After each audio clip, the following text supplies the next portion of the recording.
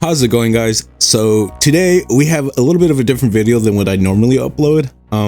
Instead of playing OU, today we are going to be discussing it, and more specifically we are going to be discussing the very heinous rise of Samurott Hisui. All right, I'm pretty sure as many of you guys have experienced, or at the very least noticed, this mon is disgusting, right? It is very good in the current metagame, and while I'm not qualified to say it is S tier, I do want to at the very least raise the question of it is S tier, right? At the very least, this thing's A, and with an obvious case of a Pokemon being so good as this one is, I do feel pretty confident in talking about it. So without further ado, let's get into it. So when thinking about Samurott Hisui and why it's so good, immediate thought is of course going to come with Ceaseless Edge, right? While yes, that is a very big part of why it's good, it's not the full story, right? I mean, look at the base power, look at the accuracy.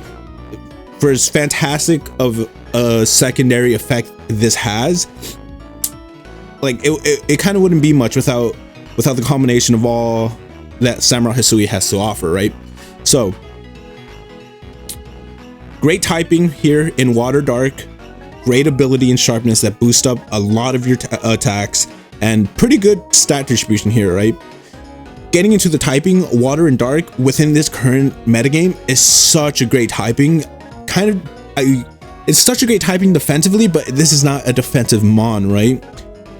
Dark, of course, you're able to go ahead and switch into the common ghost types being Dragon Pole and Golden Go, and more specifically with Golden Go, it kind of blankets its stabs, right? It resists both Make It Rain and Shadow Ball, something that like very few Pokemon can honestly do. I have seen a kind of a bit of a rise of Assault Vest sets, just a little bit, but most of the time they are going to be either Focus Sash or Scarf, right? And the water typing, and as for the water typing, water is very rarely ever going to be a negative, right? Water's one of the most commonly used terra types just because of its kind of defensive capabilities, only being weak to grass and electric. The combination of these two typings, again, Wall Golden Go, but also Wall, I don't want to say Wall Golden Go, it blankets Golden Go stabs, and it also blankets one of the other best Pokemon stabs, right, in Cataclysm and Ironhead. Also, this water typing makes it match up very well with the Great Tusk. I believe I like to run Aqua Cutter over Razor Shell because I appreciate crits more than the defensive drops. From an Aqua Cutter on the defensive 252 Great Tusk, you're going to be doing around 40 to 48%, and you're going to be doing a little bit higher if you're running Razor Shell, right? That Great Tusk is most likely going to be coming in on what? For sure, one layer of spike, most likely. More often than not, 2 layers of spikes, right? If you catch it with an Aqua Cutter, that thing's done. That thing's like, you're going to force the Terra on it, and it's just such an unfortunate situation, right? So Samurott Hisui's innate qualities just makes Ceaseless Edge so much better than what it already is, right? And it's so interesting. It's so interesting, especially when compared to the traditional hazard setters. So take something like Ting Lu, right? Ting Lu and just the act of setting up hazards is a very or fairly passive act, right? You're taking 3 turns out of the many that you have just to set up spikes. That's 3 turns where you're not attacking and where you're going to be most likely taking damage, right? We turn this passive act into a more proactive one with Ceaseless Edge, right? And what's even more interesting, or what's even more heinous to some people, is that there's no counterplay to this other than a miss, right? And and your counterplay being a 90% chance, a 10% chance to miss, it's not good by any stretch of the imagination, right? At least with something like Ting Lu, or with more traditional hazard setters, we have ways around it, whether that be scaring out the Ting Lu, which good luck, whether that be taunt or even magic bounce, right? But with Samurott here, there's none of that. There's no typing that has an immunity to dark, so provided you hit, those hazards are going to go up. Because it's an attacking move, the secondary effect will go through magic bounce, and of course you cannot taunt a attacking move. And just to add on to the pros of just Ceaseless Edge, right? Like I mentioned before, hazards can be worked around as with magic bounce and taunt, but Ceaseless Edge, right, provided you hit, is non-negotiable. And I think that's the worst part of it, right? No matter what, provided you don't miss, 3 turns is all you need, not only to get damage off on something, but to get your 3 layers of hazards. So it's kind of unprecedented, right? I kind of don't want to say it because we did have Glamora, something that kind of took a step in the direction that Samurai Hisui's taken, right? Where you kind of turn a passive role in setting hazards into a more proactive one, but it still requires you to take damage. With Samurai Hisui, you are the one dealing damage, and that on its own is just such a big deal, right? It kind of revolutionizes hazard stacking, and it also kind of revolutionizes hyper offense, right? Especially hyper offense. A lot of the previously before home, Glamora was like, I don't want to say a must-have, but it was so good on hyper offense, because again, you're kind of taking away the amount of turns you need to go ahead and set up your hazards and really put pressure on an opponent here. But with Samurott, right, you're putting pressure twofold, right? You're attacking them and you're setting up hazards. Like that's such a crazy effect. That's such an insane thing to have in Pokemon. To the degree that Samurai Hisui is able to achieve, we're for the first time seeing turn or move compression. To achieve the same level of output that a Samurai Hisui is able to achieve in 3 turns, provided you don't miss, with Ceaseless Edge, we would need 3 turns minimum of attacking, and another 3 turns minimum to go ahead and set up our hazards. And then if these Pokemon aren't the same Pokemon, right, then you're gonna need an additional turn just to swap in. So we already got some roll compression, but more importantly, we got move compression for like somewhat the very first time, right? And as many of you will kind of know or realize, get the hint of, and also as I previously said, those 3 turns, provided you don't miss, are non-negotiable. Whereas with something with a traditional hazard setter, and even the other Pokemon coming in to do attack, a lot of the times an opponent isn't going to let you just attack them freely for 3 turns and then proceed to go ahead and swap into your hazard setter, or just continue to set up 3 layers of hazards, right? There's going to be some counterplay, there's going to be some reaction, there's going to be some pushback from the opponent. But here, it just bypasses all of that in a way like we haven't fully seen, right? Glamora is and was a great example of this, but even then, the fact that it has to take damage really just separates it and really puts it at a disadvantage to what Samurai Hisui is able to achieve, right? And it's also partly why I believe Glamora wasn't as menacing as it could have been, right? Again, the fact that you have to take damage, and not only have to take damage, but have to take physical damage, just really put it kind of behind the ball. But it was still so good enough that it was worth using, right? But here, with being able to do damage and it being a dark type in combination with its water step and a great fighting stab to go ahead and just really round out what you can hit, and then on top of that as well, if that wasn't enough, you also have priority in the form of either Aqua Jet or Sucker Punch. So just looking at some of the most common Pokemon in the metagame, right? Landorus can get just blown back by Aqua Cutter, especially an Aqua Cutter crit, so that Intimidate really doesn't matter. Ting Lu takes a hefty amount from an Aqua Cutter, and again, you always have Aqua Cutter crit. Same thing goes for Great Tusk. Dragapult does not want to stay in, but again, Samurai Hisui doesn't really appreciate a U-turn, right? Either way though, Dragapult does not want to switch into this thing. The Slow Twins, especially Slowking regular, just gets, I don't want to say invalidated, but it just gets completely shut down, right? Slowking Galar can kind of fare better if it just sludge bombs on the switch into the Samurott and gets a poison off, but even then, it's not something you want to stay in on, and it's not something you want to give. It's not something you want to stay in on, because you're going to give that Samurai Hisui a free turn just to Ceaseless Edge, right? And then King Gambit as well.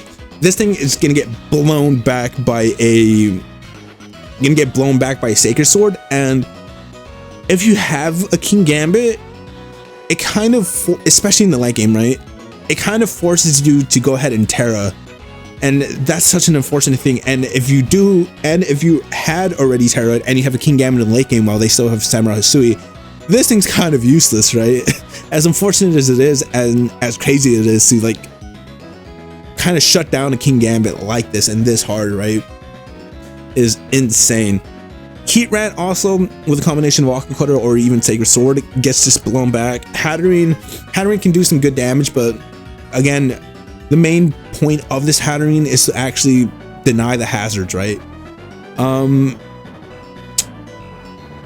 wouldn't say these two are very common in the metagame, but like, again, in terms of hazard control, these two are some of the most prominent besides Defoggers and Rapid Spinners, right? Even then, Defoggers aren't really prominent because of Golden Go, but either way. Yeah, so what, 1, 2, 3, 6, 9 Pokemon here, which are some of the most common in the metagame, just get absolutely blown back by Samurai Hisui. That alone, like, if it had to rely on Night Slash alone, I believe this thing would still be solidly, what, A- tier at the very highest and like B- at the very lowest. So it's in a good qualities, already give it such a major like startup, right? And to tack on Ceaseless Edge on there, I don't want to say it's problematic, but I can very much see it being problematic, right? At this point, I believe that it's not too bad. It's fairly manageable. It's not the worst thing in the world, right? But as more people like really begin to value and learn how to play with Samurai Hisui, not just mindlessly clicking Ceaseless Edge turn 1 and 2 and just throwing it away like they often would a Gomorrah or Sandy Shocks, right? People, and as we get into the metagame, are really going to start seeing the value of just keeping this thing around, right? Speed tier is pretty good at 295. It's okay, right? It's not the greatest, but even still. And the bulk, when dealing with resistances, it's pretty good, right? But outside of resist, like, it's not going to be taking neutral hits the very greatest, but even still, right? Even still, but hey, look, the combination of Water Dark gives it enough resistances to be able to be functionally a functionally good Pokemon within the metagame, right? Now, this is just one Pokemon alone, and obviously, Samurai Hisui is not going to be the only Pokemon on the team. When we start putting it in combination with something like Golden Go and Landorus, two of, I would say, its best partners, then it truly becomes heinous, right? Samurai Hisui can get up no matter what, provided you don't miss, can always get up your 3 layers of spikes, and the only way to go ahead and remove them is going to be through a Rapid Spin. Unless it's Golden Go's dead, literally the only way you're going to be able to remove them is through a Rapid Spin, and the best Rapid Spinner, I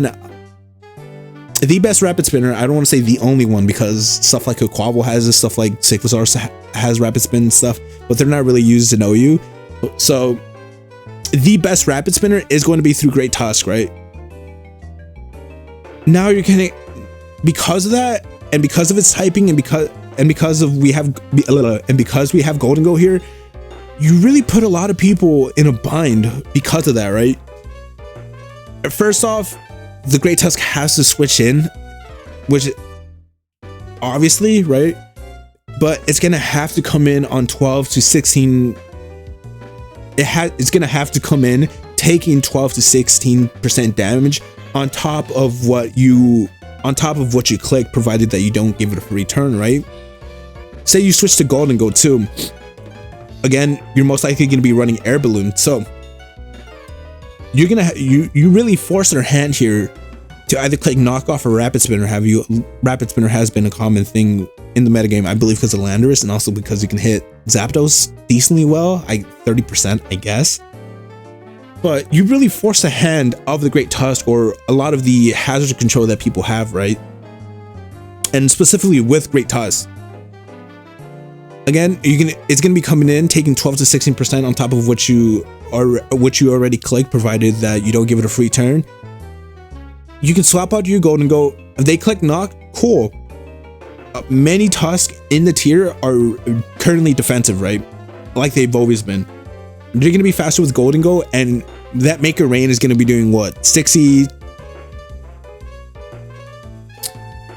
maybe 70%, 80 at the highest, I believe, right?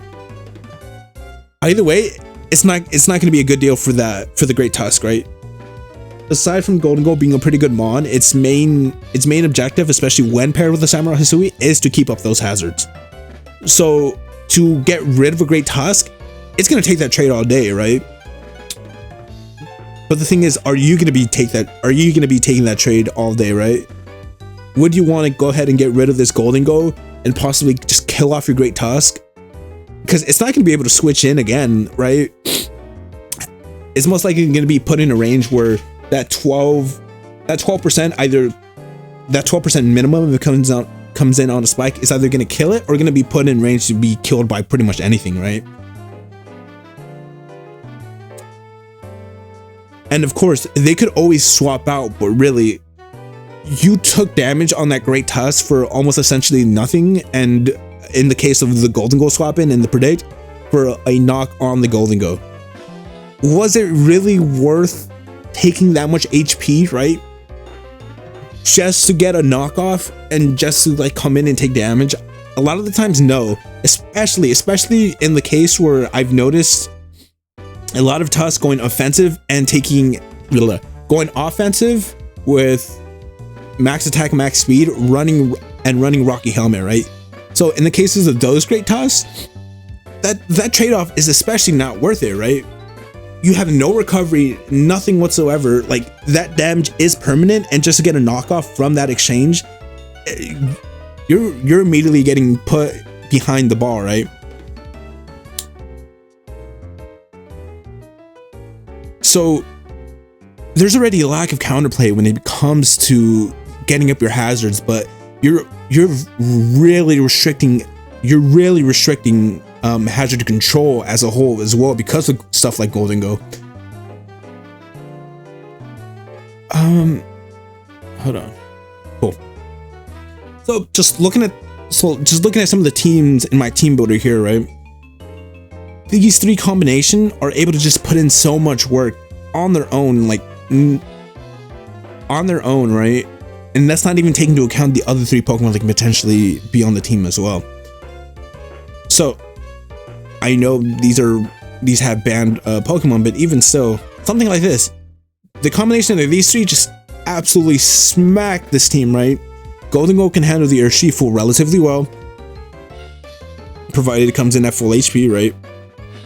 It can handle the Enamorus, especially if it's still in the air balloon, so the Enamorus can't click Earth Power. Samurott Hisui is able to take on the Glow King. Landorus is kind of able to take on the Zapdos, right? Provided you go ahead and hit Stone Edge, and you're kind of in a missing war with the Zapdos, but whatever. The combination of Golden Go, Make It Rain with the air balloon, and Samurott Hisui with the Aqua Cutter are very easily able to overwhelm Tusk. And again, this Golden Go just gets blanketed by Samurott. Very, very powerful team here, just gets completely destroyed by this combination of three. Other teams, again, Golden Go has this, Samurott has this in wraps, Samurott plus Golden Go can have this in wraps, and even great, Great Landorus, yeah. And even Landorus, right, provided this doesn't have a spinner, is able to just kind of just sit on it, right? The best thing they could do is either wrap it or knock off, kind of losing exchange. Samurott Hisui is able to go ahead and take on a Shadow Ball from a Specs Dragapult, but it's not going to appreciate a Draco or a U-turn in the slightest. And then also, I don't think it's going to have a good time against physical variants, but especially it's not gonna have a good time against physical variants, right? Landorus again can go ahead and hold its own against the Zapdos fairly often.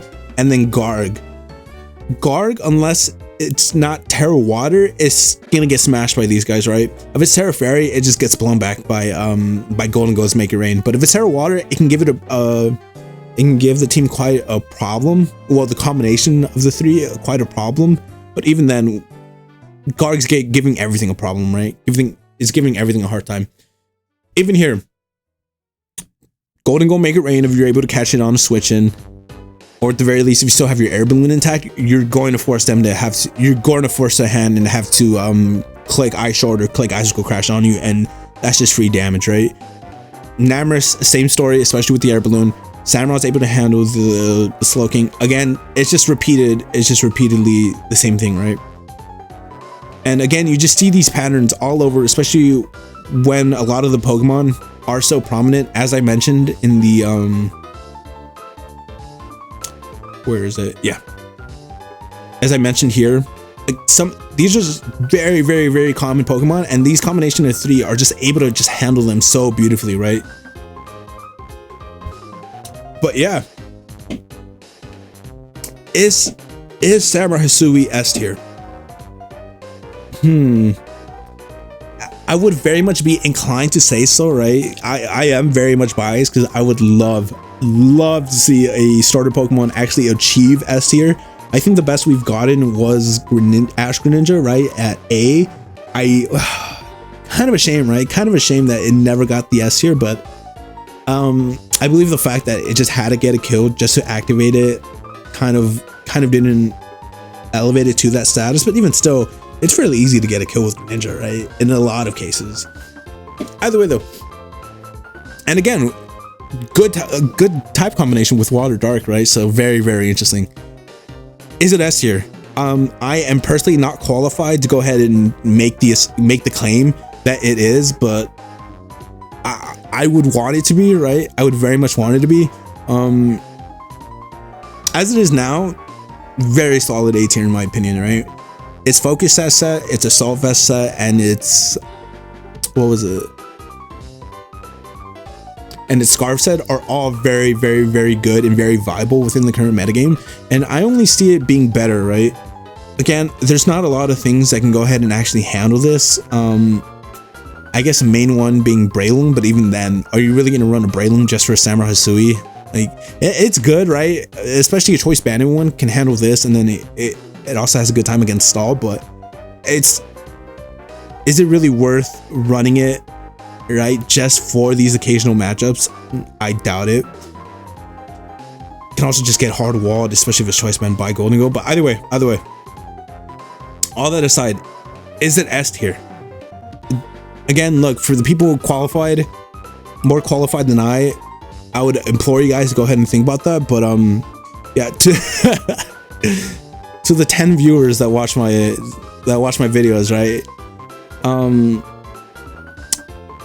Yeah, to the 10 viewers that go ahead and watch these videos on a somewhat consistent basis, right?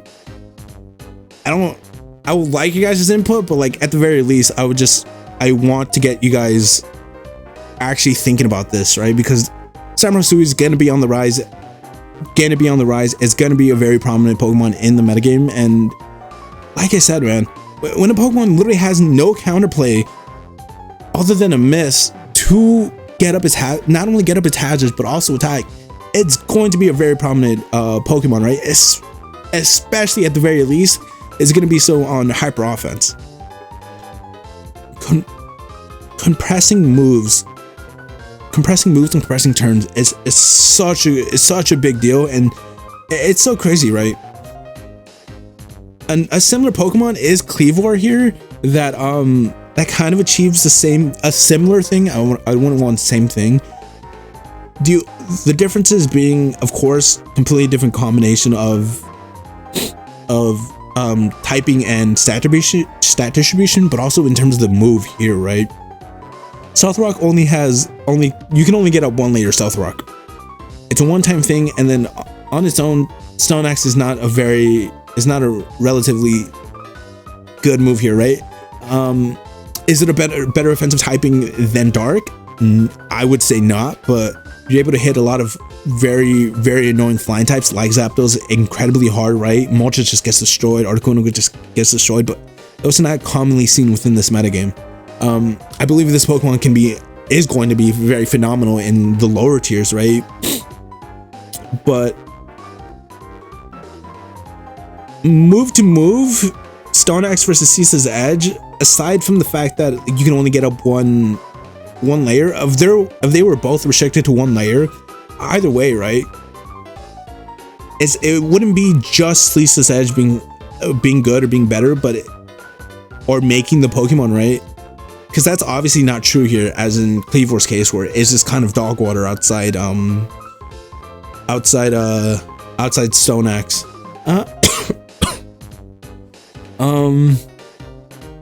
I've seen a couple choice mat sets actually that I can kind of put in work. Scarf, I wouldn't put a Scarf on this thing, right?